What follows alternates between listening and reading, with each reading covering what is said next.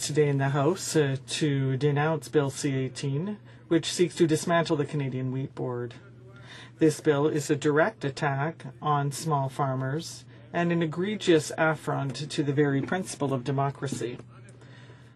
On September 12th, the Canadian farmers voted to maintain the Canadian Weath Board in a proportion of close to 60%. And yet the Conservatives refused to hold a plebiscite on the issue of dismantling the Canadian Weath Board. It is thus against the will of Canadian farmers that this government intends to destroy the single desk, but it would not be the first time that the Conservatives claim to have received a strong mandate from Canadians with only 40% of their support. The Canadian Weath Board, Mr. Speaker, is not funded by Canadian taxpayers. So what is the Conservatives' interest in trying to destroy this organization so hastily? Well, the answer is simple. By removing the power relationship that the Canadian Weath Board has with its economic partners, Canadian farmers will be left to fend for themselves with no more negotiating power and will be forced to sell their barley and wheat at lower prices. This will have a disastrous effect. First, Canadian farmers, by selling their products for less, will also see lower profit margins. And God knows that in this time of recession and economic difficulties, farmers who already have to make huge financial investments did not need this additional setback.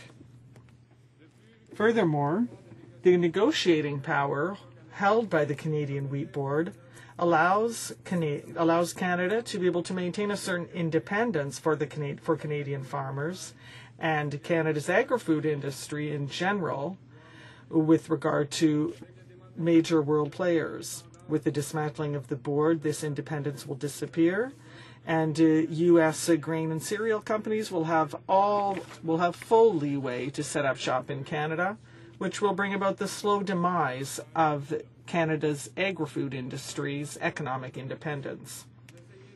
While the Conservatives have said that we're fear-mongering and the impacts that the NDP is forecasting won't occur. But look what happened in Australia further to the dismantling of a similar organization. Before the dismantling of the Australian Wheat Board, Australian wheat had added value of $99 per ton with regard to the price of American wheat. After this board was dismantled, things took a turn for the worse. As of December 2008, the price of Australian wheat had fallen to $27 per ton, which was lower than wheat in the U.S. In barely 3 years, the 40,000 farmers who were the members of the Australian Weath Board all became clients of Cargill, one of the largest agro-industrial companies in the world, which is established in the United States. Once again, it would appear that this government intends to let large American companies do whatever they want to the economic detriment of its own citizens and voters. Once again, it will put private interests before the public interest of Canadians. Now, here is what we are proposing for Canadian farmers. We believe in the respect of democracy. Therefore, we believe that a decision with regard to the Canadian Weath Board must be made by farmers, because the CWB is an organization that is managed by farmers. And since the farmers voted in a proportion of 62% not to dismantle the Canadian Weath Board, we believe that the government should respect that decision, or at the very least hold an official plebiscite on the matter, and that it should withdraw this bill. What do the members of the Canadian Weath Board think with regard to the possible dismantling of their organization? While the Conservatives trumpet that all farmers are rejoicing, Alan Oberg, who is a farmer and president of the CWB Board of Directors, thinks This government has no plan, he has said. It has done no analysis, and it has not even consulted farmers. Its approach is based solely on a blind commitment to so-called marketing freedom.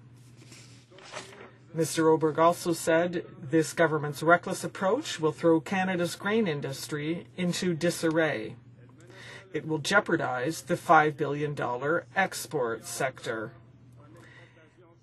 And it will shift money away from the pockets of Canadian farmers and into the hands of corporations. What are the economic impacts of this dismantling of the Wheat Board on Canadians?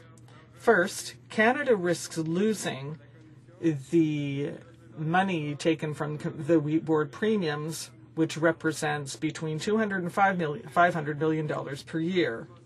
Secondly, as I said earlier, being a farmer today means making enormous investments, whether it be in machinery, equipment, or upkeep of the farm. The dismantling of the Canadian Weath Board will cause a chain reaction. Farmers will have to sell their product for less, their profit margin will thus be less, and lower profits means less money to be able to pay back the sums they have borrowed. That means, at the end of the day, Canadian taxpayers will be stuck holding the bill because the government will have to increase subsidies to farmers to allow these farms to survive and to subsist. Therefore, the dismantling of the CWB will mean that farmers will see their income diminish considerably, which means that the government will once again have to look to Canadian taxpayers to solve the disaster that it has created. In closing, Mr. Speaker, I urge the government to revisit its decision, to realize that it is off track, that it is endangering Canadian farmers and the Canadian economy, and to withdraw Bill C-18.